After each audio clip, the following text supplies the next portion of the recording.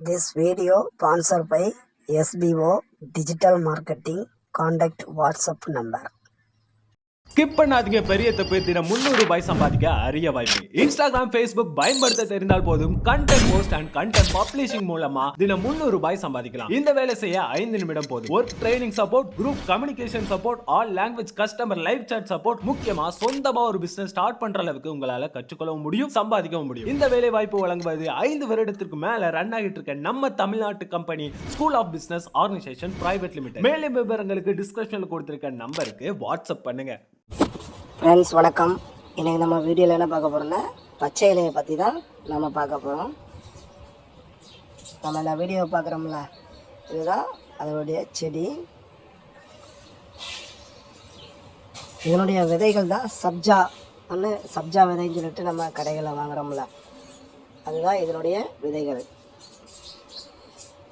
இந்த பச்சை இலை எதுக்கெல்லாம் பயன்படுகிறது என்றால், சிறு குழந்தைகளுக்கு சீர்பிடித்தால் இதனுடைய இலை, மஞ்சள், வேப்ப இலை இதெல்லாம் கலந்து நம்ம அரைத்து குளித்தால் அந்த சீர்பிடித்தலிருந்து முழுமையாக விடுபட முடியும்.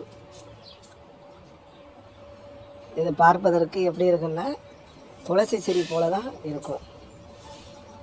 அந்த துளசி செடி வகையை சார்ந்தது. பாருங்கள், அதில் பூ பூக்கிறது, வெண்மையாக இருக்கிறது வந்து பூ.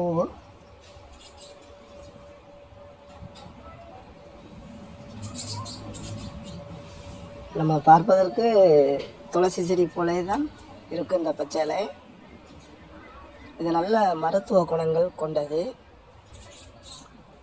திருநீர் பச்சிலை என்றும் இதனை அழைக்கப்படும்.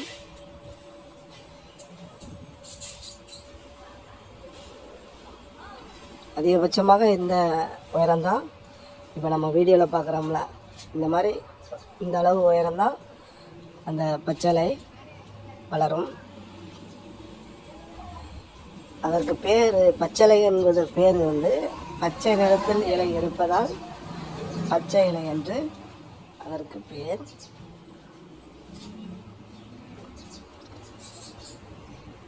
பாருங்கள்,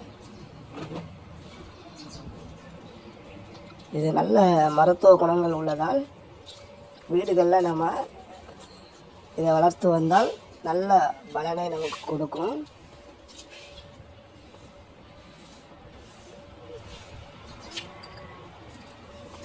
இதன் பூ, அதனுடைய பூக்கள், பூ, காய், அதுபோல் அதனுடைய விதை வந்து சப்ஜா விதை.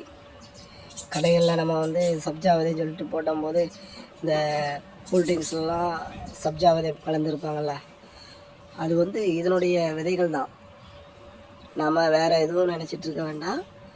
இதனுடைய விதைகள் தான் சப்ஜா விதை என்று அழைக்கப்படுகிறது. இதனுடைய விதையை எடுத்து நீங்கள் டெஸ்ட் பண்ணி வேணால் பாருங்கள். நல்ல மருத்துவ குணங்கள் கொண்டது. நல்லா எடுத்து பாருங்கள். Okay friends.